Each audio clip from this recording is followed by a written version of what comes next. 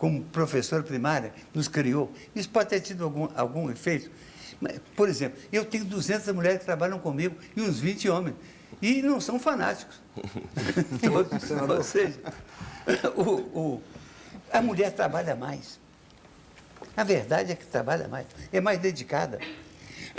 Numa repartição, num lugar qualquer, eu acho que trabalha mais. É claro que o homem não é de jogar fora, é indispensável deixar os rapazes aí. O senhor mantém a sua tradição de namorar 3 por vez?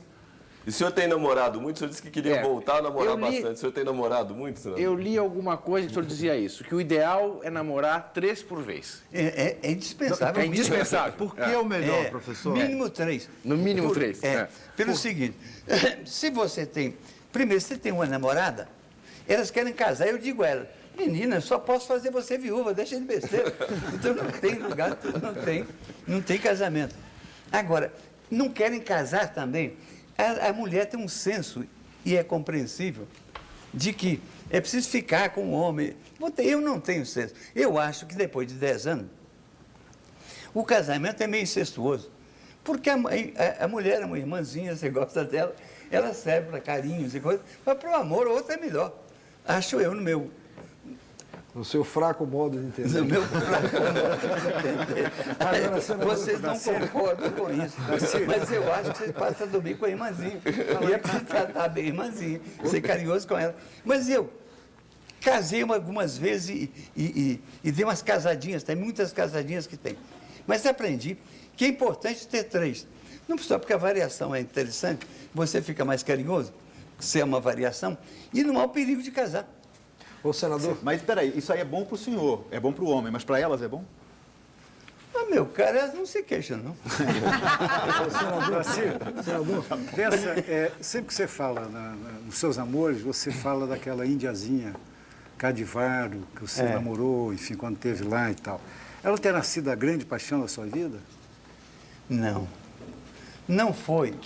Mas é uma coisa curiosa, porque na minha geração, a geração do Rondon, e com muito boas razões, se evitava de toda forma ter relações com as índias. Mas houve um caso, nesse caso, eu passei 2 anos com os índios do Pantanal. Vocês imaginam que era o Pantanal 50 anos atrás. Era uma beleza. O que eu me lembro, vocês todos ouvem falar do Pantanal agora, mas aquele Pantanal, meses e meses fazendo caçada com os índios, acompanhando as águas do Paraguai, que saem do rio, inundam tudo, depois voltam, e a caça fazendo esse movimento. Era uma coisa formidável. Essa índia, Iwiwipi é o nome dela, ela se encantou por mim. Era casada. O marido dela foi na expedição também. E ela foi, mas não cuidava dele, cuidava de mim. Quando eu olhava assim atrás de mim, ela estava sempre lá. Ajeitava o lugar onde ia dormir. Não posso fazer a você confidência, mas Não, o senhor pode. você ficou muito no meu coração. Depois, Foi platônico? hein? Foi platônico. Deixa de fazer perguntas, velho. Essas coisas não se dizem. Senador. Agora, depois, por exemplo, amor, uma situação que eu passei vários meses em que eu tinha relações com índias que passavam por ali de outra tribo, mas não com a minha tribo. Essa tribo que eu estudei mais, que eu passei 2 anos, os urubus capó. Isso porque eles têm uma vida sexual muito livre, muito independente. E as moças gostariam muito de transar comigo. Agora, lá, por exemplo, num certo momento, depois de muito tempo de tradição, eu vi um índio dizendo a quem eu tinha dado cada coisa, umas 100 pessoas. Deu a fulano uma tesoura, deu outro 2 rodas de miçanga, deu outro uma faca. Ele sabia tudo que eu tinha feito. A memória deles, se eu tivesse trepado com uma, todo mundo saberia. E quando você faz relações com alguém, é um tema desse livro, desse meu livro. Você estabelece uma relação de cunhado. Quando você chega lá, eles já chamam você de saé. Saé é cunhado, ou cunhado, saé. E saé é cunhado, porque se você faz o amor e relaciona-se com uma mulher, se ela é sua cunhada, os pais dela passam a ser seu sogro, sua sogra. A gente das gerações de baixo, genro e nora. Você tem a obrigação já de dar tal pedaço da caça para o seu sogro. Então, a relação lá é gerida pelo parentesco. E o parentesco se estabelece também por isso. Por exemplo, Na minha teoria, a explicação para o Brasil que eu dou, do Brasil feito para São Paulo, é do cunhadismo. O cunhadismo era uma instituição indígena, quando chegava um estranho, para relacionar-se com ele, dava uma mulher a ele. E ele, tendo uma mulher, ele passava até parência, você se podia comportar com ele. E o que acontece aqui? Os velhos paulistas, aqui,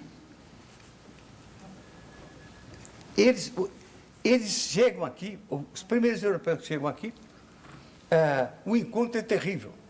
Porque o índio está na beira da praia, olhando aquela gente que vem nas naus. As naus com aquelas velas enormes. E os índios olhando aquela coisa que vem, uma divindade. E vão chegando. E quando chegam, o índio devia achar o europeu horrível. Porque estavam barbudos, eu nunca tinha visto gente barbuda. Todos cravados, escorbutos. Porque vinha de uma travessia longa sem comer verdura. Fétidos, não tomavam banho há 3 meses. Então era um trem horrível, aquela brancalhada horrível. Essa era a visão do índio. Mas a visão do europeu é que vai dando bom selvagem. Era indiada nua, pintada, adornada, sadia. Então foi um desencontro incrível. Senador. Mas aqueles brancos que vinham, traziam faca, miçanga, espelho, coisa que se tornaram indispensáveis. Então os índios tiveram que encontrar um modo de relacionar com o estranho. E esse modo foi levar uma mulher. Se ele se relacionava com a mulher, se ele aceitava, ele passava a ser membro daquela aldeia. Então, ele podia ver o que é importante. Ele podia pegar todos os parentes dela, mandar cortar para o Brasil e pôr no navio, porque não podia pagar salário. Então, todo o trabalho era feito com base no parentesco. Eu suponho que se sabe de um espanhol que teve 80 mulheres, porque como não havia uma tribo capaz de tomar decisão por si, cada aldeia levava uma mulher. Então, como é que o Brasil se faz? Uns poucos europeus se multiplicando em 200 mil, segundo meu cálculo, mulheres indígenas, que produzem o primeiro milhão de mamelucos. Mameluco, a palavra paulista. Os paulistas gostam. Não sabem que mameluco é um xingamento. Os jesuítas chamavam mameluco, porque mameluco é um tipo criado na casa de árabe. Os árabes tinham casa para criar animal e casa para criar gente. O tipo que era muito bruto, eles castravam. Era um eunuco. O tipo que era um cavaleiro árdego, era um genízaro. E tinha o chipaio, que era o policial, meio traidor. E tinha o mameluco, que era o capaz de voltar para o seu povo, foi tomado aos 2 anos, levando a cara do seu povo, mas outra alma, para dominar pelos árabes. Então, esse é o nome que Montoya dá aos paulistas pela brutalidade do paulista. Esse filho da Índia, prenhado por um branco, ele não se identificava com a Índia, porque era gente. O português não se identificava com ele, o europeu. Ele era ninguém. Ele sai dessa ninguém-idade para ser brasileiro. A negra, para cada negro que se importava, calcule-se que para cada 4 negros, se trazia uma negrinha. Que era claro que era para o patrão, não era para os negros. Negro nunca trepou negro aqui. O patrão era o capataz. Que essa negrinha gerava filhos mulatos, que não eram africanos, evidentemente, e que não eram índios, que não era ninguém. Esses ninguém, o ninguém mameluco, o ninguém mulato, procurando um ser para ele, é que vem a ser o brasileiro. Senador. Essa é uma das teorias que eu exponho. Darcy Ribeiro costuma confessar sem nenhum constrangimento qual é o seu assunto predileto, ele mesmo. Em uma entrevista, ele disse com todas as letras: admito com toda desfaçatez que gosto demais de mim e que me acho admirável. Mas isso não impede o senador de admirar outras personalidades.